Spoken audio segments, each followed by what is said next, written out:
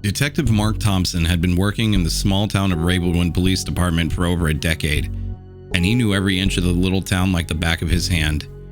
He prided himself on being a thorough and dedicated detective, but even he was stumped by the case of Sarah Miller. Sarah had disappeared 5 years ago, leaving behind no clues or leads. Despite the best efforts of the police department, the case had gone cold, and Mark had all but given up any hope of ever finding her. But there was always a nagging feeling in the back of his mind, a sense that he had missed something crucial. One day, while going through the old case files yet again, Mark came across a small scrap of paper that he hadn't noticed before. It was a piece of lined notebook paper, torn haphazardly and written in what looked like blue ink. The only thing written on it was an address: 56 Maple Street. Mark recognized the address immediately. It was a rundown building on the outskirts of town, one that had been abandoned for years. He couldn't imagine why Sarah would have had any reason to go there, but he couldn't shake this feeling, and he had to investigate. The drive was uneventful, but Mark's unease only grew as he got closer.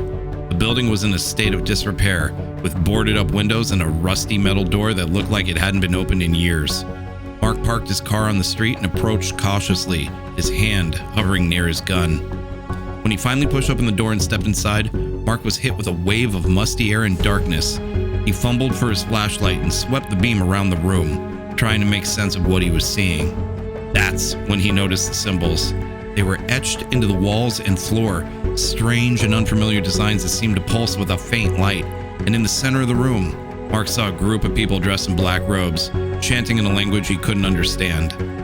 Mark's heart raced as he realized that he had stumbled upon something far beyond his understanding. He wasn't just a simple missing persons case anymore. It was something much bigger, much more sinister, and Mark was determined to get to the bottom of it, no matter what it took.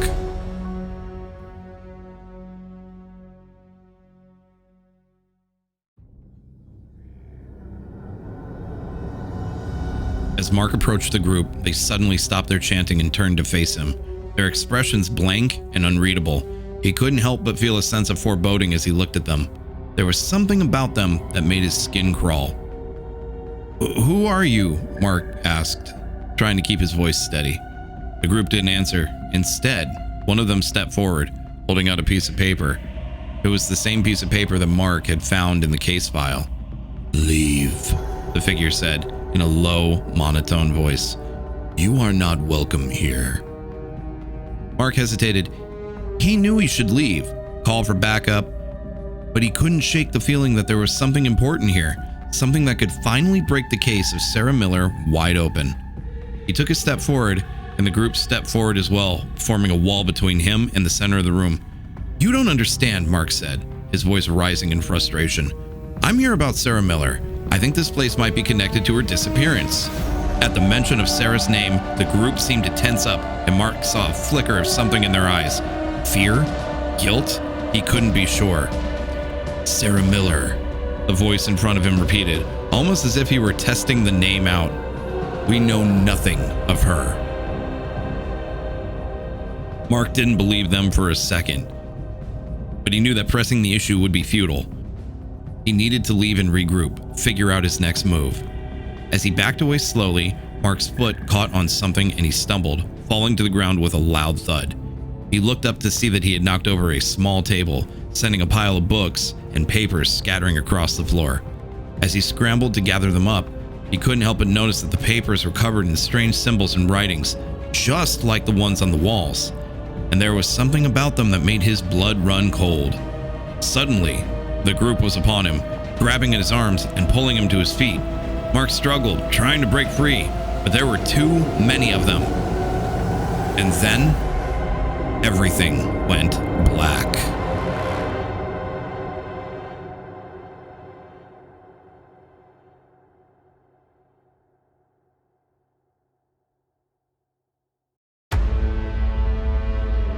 When Mark came to, he was lying on the cold stone floor of what appeared to be an underground chamber. The room was lit by torches mounted on the walls, casting flickering shadows that danced across the strange symbols etched into the stone. As his eyes adjusted to the dim light, Mark saw that he wasn't alone. The group stood in a circle around him, their faces unreadable. "What do you want?" Mark demanded, his voice shaking with fear. The group remained silent, and Mark realized that they had tied his hands behind his back. He struggled against the ropes, but they were too tight. Suddenly, the figure who had spoken before stepped forward, holding out a piece of paper once again. "You were warned," he said in a low voice. Mark felt a chill run down his spine. Warned about what? And what did they want from him? As if in answer to his unspoken questions, the group began to chant again, their voices low and rhythmic. Mark felt a wave of dizziness wash over him, and he realized that he had been drugged. He tried to fight the effects of the drug, but it was too strong. His eyelids grew heavy, and he felt himself slipping into unconsciousness once again. When he woke up again, he was in a different room, this one much larger than the first. The walls were adorned with intricate carvings, and the room was filled with strange objects and artifacts.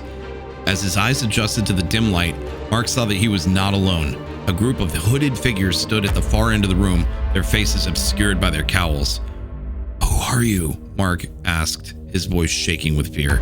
The figures remained silent, and Mark felt a sense of dread wash over him. He knew that he was in the presence of something ancient and powerful, something he couldn't comprehend. Suddenly, the figure in the center stepped forward, holding out a piece of paper. It was the same paper that Mark had found in the case file, but it had been folded in a strange way.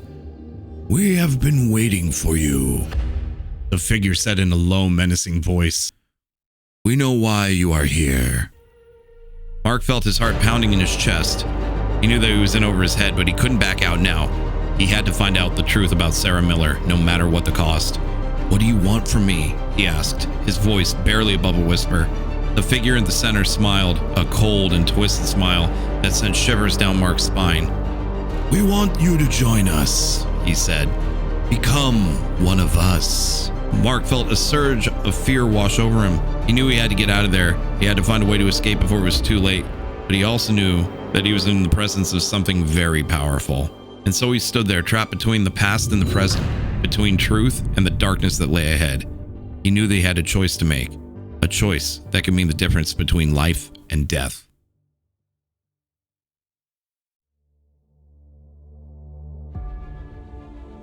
Mark's mind raced as he tried to come up with a plan to escape.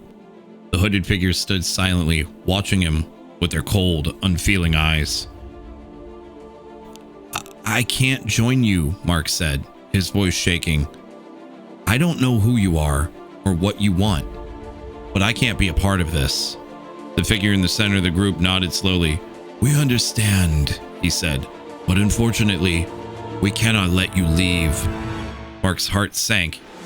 He knew he was in real danger now. Suddenly, one of the hooded figures stepped forward and produced a knife from beneath his cloak. Mark tried to struggle free, but the ropes binding him were too tight. The hooded figure began to approach him slowly, the knife glinting in the dim light of the room. Mark closed his eyes, bracing himself for the worst. But as the figure was about to strike, there was a sudden commotion from outside the room.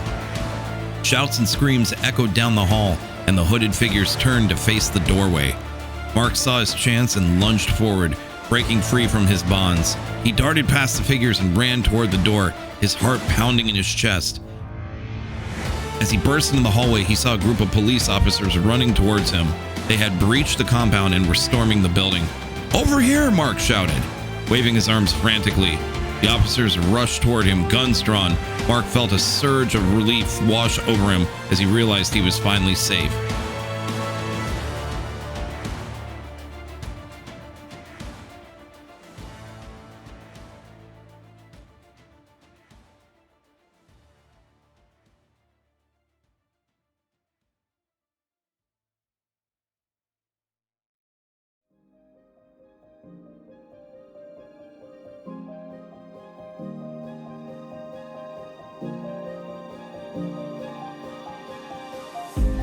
Later that night, Mark sat alone in his office, the events of the past few days swirling around in his mind.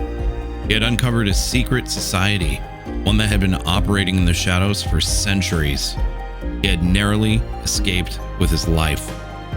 But as he looked down at the piece of paper that he had taken from the compound, he knew that he had only scratched the surface. There was still so much that he didn't know, so much that he had yet to uncover.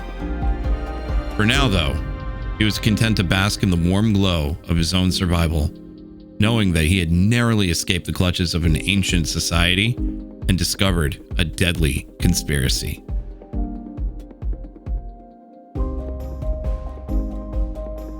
Hey guys, and thank you so much for getting to the end of this. This one actually turned out successful, which is pretty cool.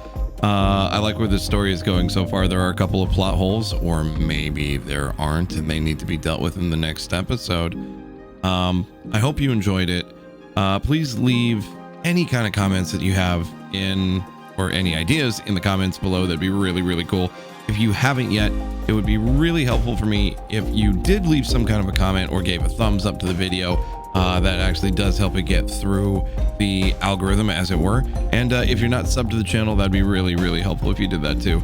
Thank you again, and I hope to see you in the next video. All right, see you guys.